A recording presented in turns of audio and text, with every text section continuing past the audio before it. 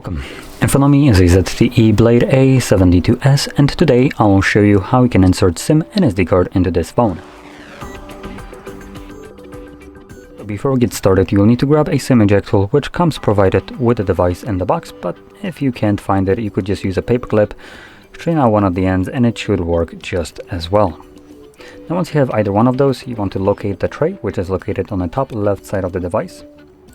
Place your pin in the pin hole and push it in. As you will see, the tray comes out enough for you to be able to grab it and take it out. One thing that is pretty nice right here, ZTE gives you this animation on how you can place or what combinations you can place on the tray. So we can have two different SIM cards or one SIM card, one SD card. So that's what I will be utilizing, one SIM and one SD. Once the cards are placed on the tray, I can just simply insert them back into the device. Now I'll mention this right now before I actually insert it fully. The SD card that I'm about to insert is broken, so it will give me some kind of message that it's unsupported or something along those lines, which you will be able to see in a second.